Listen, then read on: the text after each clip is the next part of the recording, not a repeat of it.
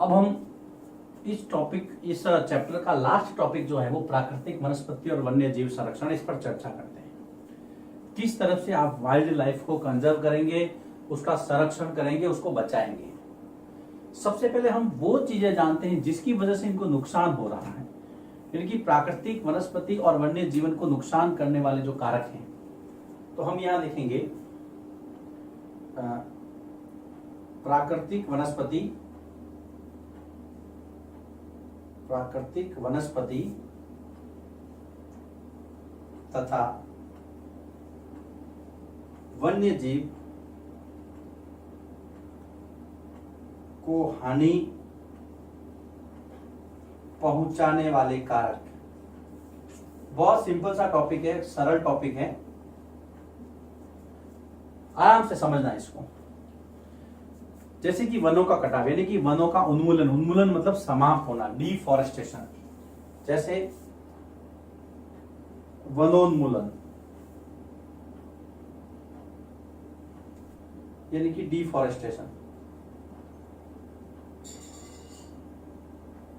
वनों की समाप्ति। मिट्टी का अपरदन यानी मिट्टी का कटाव, बहुत सारे निर्माण कार्य, मृदा अपरदन जिसको हमने पहले डिटेल में पढ़ा है। उसके बाद में आपके निर्माण कार्य, मानव जाति द्वारा जो निर्माण कार्य किए जाते हैं, यानी कि मानवीय गतिविधियों द्वारा, जिसको आप कंस्ट्रक्शन वर्क कहते हैं। इसके बाद में दावानल यानी कि फॉरेस्ट फायर,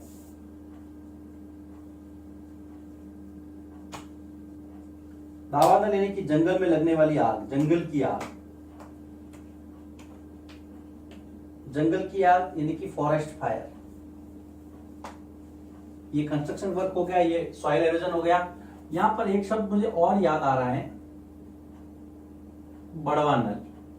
देखिए, दावानल मतलब जंगल की आग, बड़वानल मतलब समुद्र की आग। हालांकि यहां पर इसका जिक्र नहीं है, लेकिन नॉलेज के लिए मैं आपसे शेयर कर रहा हूं ये कि जंगल की आग को दावानल कहेंगे और समुद्र की आग को बड़वानल कहेंगे। भूस्खलन, लैंडस्लाइड, भूस्खलन यानी कि जो लैंडस्लाइड होता है, पर्वत जो है, बड़े बड़ी चट्टानें अपनी जगह छोड़ देती हैं, उससे भी प्रकृति को हानि होती है। उसके बाद में जानवरों का शिकार, जानवरों का जो शिकार होता है मानव के द्वारा, उससे भी प्रकृति को बहुत लॉस हो रहा है। ये चीजें हैं। देखिए, ये वो तरीके हैं जिससे मानव प्रकृति को या प्रकृति को हानि हो रही है, वन्य जीवों को नुकसान पहुंच रहा है। वनों का खत्म होना, मृदा का अपरदन, निर्माण कार्य, दावानल, भूस्खलन या जानवरों का शिकार, ये सारी चीजें लिस्ट आउट किया है। अब देखिए, इसको संरक्षित करने के क्या क्या उपाय हैं। तो उपायों के अंदर जो सबसे पहला जो ले रहा हूं मैं, संरक्षण के उपाय। तो सबसे पहले उन प्रयासों को लेते हैं जो सरकार कर रही है। तो सरकार ने राष्ट्रीय उद्यान यानी कि नेशनल पार्क बनाए हैं। ये एक सरकार का प्रयास है, नेशनल पार्क। नाम हमने कई बार सुना है। ये होता क्या है? ये सरकार कुछ लैंड को, कुछ भूमि को, कुछ जगह को आरक्षित रिजर्व कर देती है कि वहां पर मानव की कोई गतिविधि नहीं होगी, बिना किसी अनुमति के कोई व्यक्ति जाएगा नहीं। लेकिन अब इसको परिभाषा में कैसे लिखें? तो राष्ट्रीय उद्यान है कि वह नामित या अधिकृत क्षेत्र जिसके अंदर प्राकृतिक जो संसाधन है, प्राकृतिक जीव है, वो सुरक्षित रहे। तो हम लिखते हैं कि वह नामित प्राकृतिक, यानी नॉमिनेटेड, वह नामित प्राकृतिक क्षेत्र, वह नामित प्राकृतिक क्षेत्र जहां पर प्राकृतिक संपदा, वन्य जीव और पारितंत्र को संरक्षित किया जाता है। जहां तीन चीजें हैं, प्राकृतिक संपदा यानी कि नेचुरल रिसोर्सेज जितने भी आपके, जंगल के जीव यानी कि वन्य जीव, और जो इकोसिस्टम है उनका, जिसके बारे में हमने पहले चर्चा की है, पारितंत्रों, जितने भी पारितंत्र है उनको संरक्षित यानी कि सुरक्षा प्रदान की जाती है, संरक्षित किया जाता है। देखिए, नेशनल पार्क जो है ना, बहुत अच्छा टर्म है। ये तो इसकी परिभाषा हो गई। और सीधे सीधे शब्दों में आपको यह समझना है कि भाई एक ऐसा क्षेत्र है जिसको सरकार ने रिजर्व कर दिया है, वहां पर मानवीय गतिविधियां नहीं होगी, जंगल की जो संपदा है उसको बचाया जाए। अगर मैं नेशनल पार्क की बात करूं मित्रों, तो भारत के अंदर बहुत सारे नेशनल पार्क है, अभी इनकी संख्या बहुत बड़ी है, लेकिन जिम कॉर्बेट का नाम सुना होगा आपने। देखिए 1935 के अंदर जिम कॉर्बेट उत्तराखंड में है। इसका जिक्र मैंने इसलिए किया, यह भारत का पहला नेशनल पार्क था, भारत का पहला नेशनल पार्क या राष्ट्रीय उद्यान 1935 में स्थापित किया गया, ये उत्तराखंड में। देखिए नेशनल पार्क की चर्चा इसलिए मैं आपसे चर्चा चाह रहा हूं, इसकी परिभाषा से जुड़े कुछ तथ्य हैं, कुछ हमें ध्यान में रखना चाहिए इन चीजों को। इस उत्तराखंड का जो नेशनल पार्क है जिम कॉर्बेट, ये भारत का पहला नेशनल पार्क है। यहां से एक नदी निकलती है, इसका नाम है रामगंगा नदी। इस नेशनल पार्क से रामगंगा नदी निकलती है।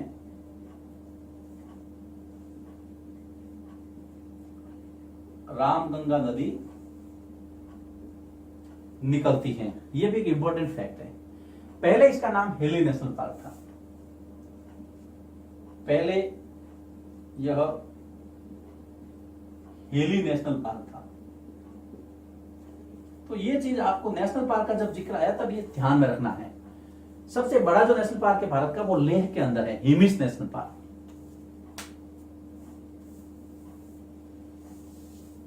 भारत का सबसे बड़ा नेशनल पार्क वो है हिमिस, जो कि लेह के अंदर है। हिमिस ये है, फिर आपका ये है, पहले ये हिली से था और ये अगला पॉइंट है। सबसे ज्यादा जो नेशनल पार्क है वो है मध्य प्रदेश के अंदर, 11 नेशनल पार्क हैं, इसलिए इसको मध्य प्रदेश को टाइगर स्टेट भी कहता है। सर्वाधिक नेशनल पार्क यानी कि सबसे ज्यादा मध्य प्रदेश में है 11, इसलिए इसे टाइगर स्टेट भी कहते हैं। देखिए बहुत अच्छी अच्छी जानकारियां हैं जो मैं आपसे शेयर करना चाह रहा था और मैंने यहां पे शेयर की। नेशनल पार्क का जिक्र आया तो मैंने यहां पर कुछ शेयर किया आपके साथ, आशा है आपको अच्छा लगेगा। देखिए नेशनल पार्क के अलावा जो दूसरा जो भारत सरकार ने जो ट्राई किया है या जो काम कर रही वो है, भारत नहीं वो विश्व लेवल पर हो रहा है, उसको कहते हैं बायोस्फीयर रिजर्व यानी कि जीव मंडल निश्चय। जीव मंडल निश्चय बायोस्फीयर रिजर्व, बायोस्फीयर। देखिए रिजर्व से आपको समझ में आना चाहिए कि ये भी जगह है जो आरक्षित कर दी गई, लेकिन ये इससे बड़ा कंसेप्ट है। नेशनल पार्क से भी बहुत बड़ी जगह, और ये सब जगह जो है आपस में जुड़ी रहती हैं, क्योंकि यहाँ पर बहुत सारी प्रजातियां होती है, पक्षियों की, पशुओं की, जंगली जानवरों की, और एक बहुत बड़ा एक पारितंत्र होता है इनका जो विश्व समुदाय की देख रेख में रहता है। विश्व ने एक अंतरराष्ट्रीय समझौता करके, तो बायोस्फीयर रिजर्व जिसका यूनेस्को भी इसकी देख रेख कर रहा है, बहुत बड़ा एक टर्म है ये। लेकिन आपको यहाँ पर ये समझना है कि प्राकृतिक संसाधनों की एक रक्षित श्रृंखला है, ये चेन है। ये प्राकृतिक संसाधनों की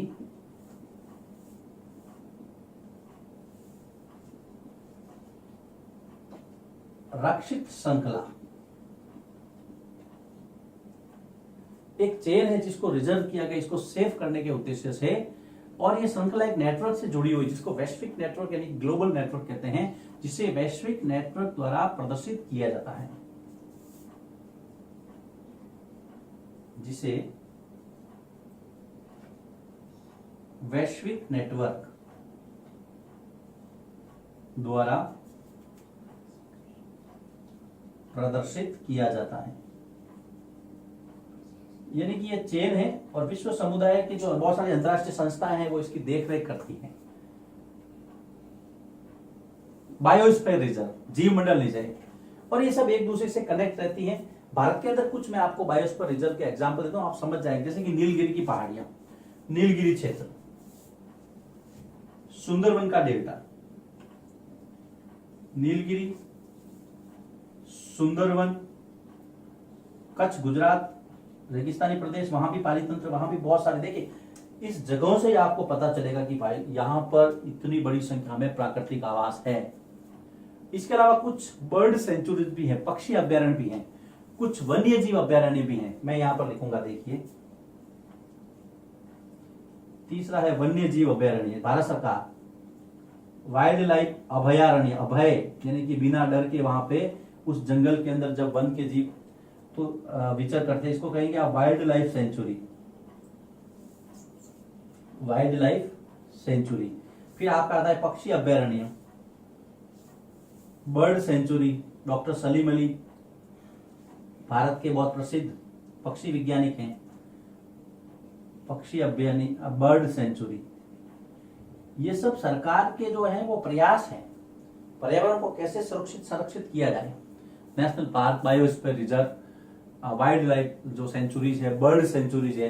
वाइल्ड लाइफ सेंचुरी में तो 94 सबसे ज्यादा तो अंडमान निकोबार में ही है। पक्षी अभ्यारण्य मैंने आपको बताया डॉक्टर सलीम अली, डॉक्टर सलीम अली नाम आपको याद रखना है। भारत के बहुत बड़े वैज्ञानिक, पक्षी वैज्ञानिक हैं, बहुत अच्छा काम किया इन्होंने।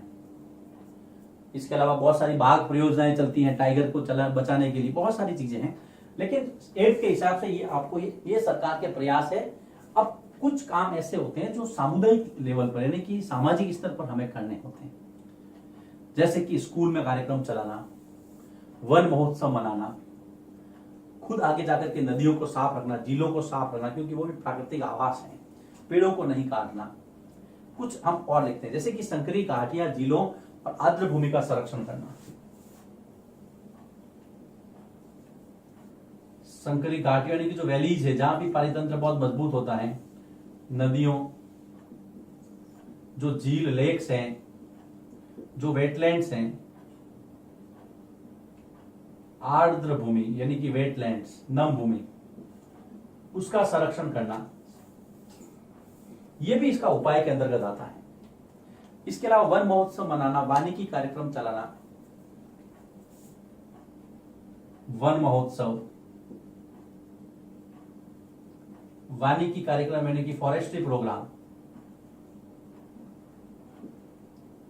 स्कूल स्तर पर, प्रदेश स्तर पर और राष्ट्रीय स्तर पर चलाना, आयोजित करना, जिससे लोग जागरूक हो कि भाई पर्यावरण को हमें बचाना है, इन जीवों को बचाना है।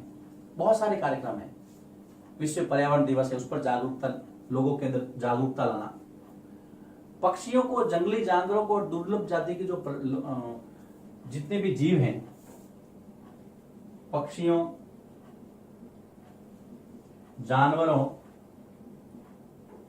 व दुर्लभ जाति के, दुर्लभ यानी जो मुश्किल से मिलती हैं, दुर्लभ जाति या प्रजाति के जीवों को बचाना। अब जब दुर्लभ की बात आई है तो मैं आपको यहां पर एक और क्लू आपसे शेयर करूंगा। यहां पर देखिए, एक होता है रेड डाटा बुक। रेड का मतलब डेंजर है।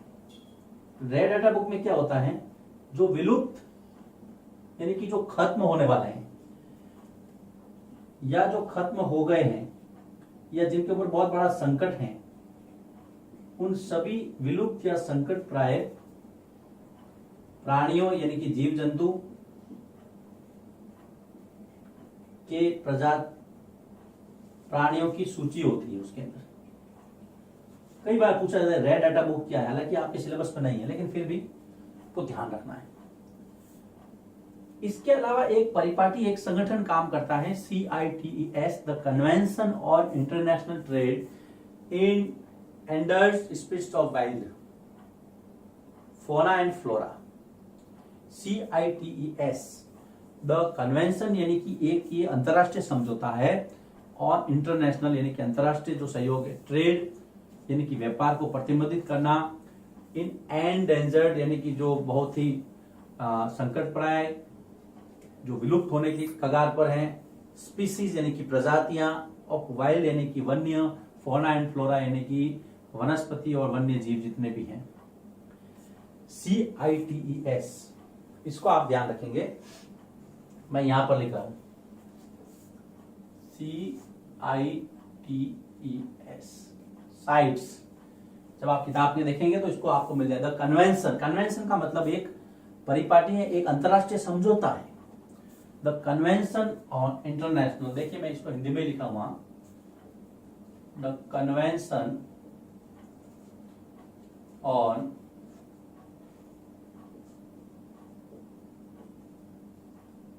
इंटरनेशनल, अंतरराष्ट्रीय मतलब अंतरराष्ट्रीय, the convention on international trade in endangered, international trade in endangered CITES, endangered species of wild fauna and flora, species of wild यानी कि जंगली,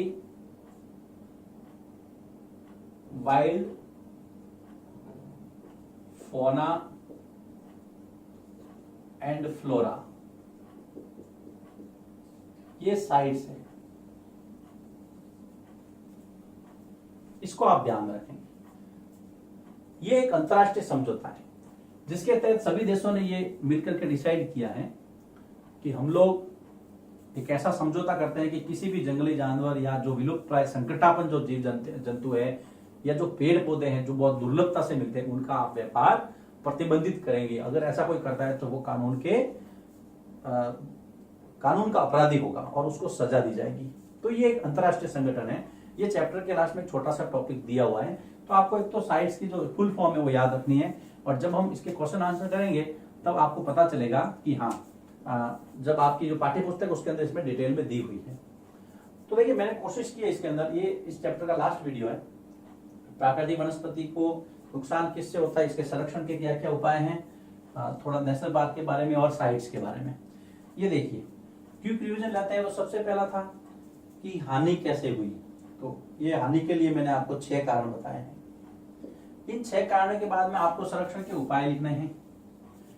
पहला नेशनल पार्क, दूसरा बायोस्फीयर रिजर्व, तीसरा वाइल्ड लाइफ, चौथा बर्ड सेंचुरी। ये तो सरकारी प्रयास है।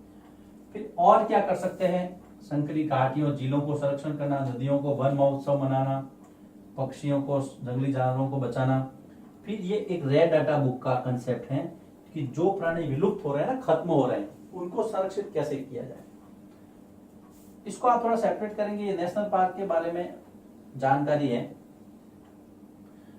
नेशनल पार्क भारत में पहला कौन सा था, जिम कॉर्बेट था, उत्तराखंड का 1935 के अंदर। पहले इसका नाम हेली था, है ना, पहले इसका नाम हेली था। शायद 1960 के अंदर इसको स्वतंत्रता के बाद में और डेवलप किया गया। सबसे बड़ा है वो हिमिस है, लेह के अंदर। सबसे ज्यादा नेशनल पार्क मध्य प्रदेश में है, इसलिए इसको टाइगर स्टेट भी कहते हैं। ये अच्छा प्रश्न है। फिर साइट्स की जो एक इंटरनेशनल कन्वेंशन है वो दिया हुआ है, तो उसको आप देख लेंगे। और यहाँ पर यह चैप्टर समाप्त होता है। इसकी जो वीडियो सीरीज है बहुत लंबी है, लेकिन आप अगर सारे वीडियो देखेंगे तो ये चैप्टर आपको बहुत अच्छा लगेगा। आशा करता हूँ आपको ये वीडियो सीरीज पसंद आई होगी। अगली वीडियो सीरीज में, अगले वीडियो के अंदर हम नए चैप्टर के बारे में चर्चा करेंगे। आशा करता हूँ आप YouTube चैनल पे लगातार बने रहेंगे और जो नोट्स हैं अपने रजिस्टर में उसको लगातार मेंटेन करेंगे।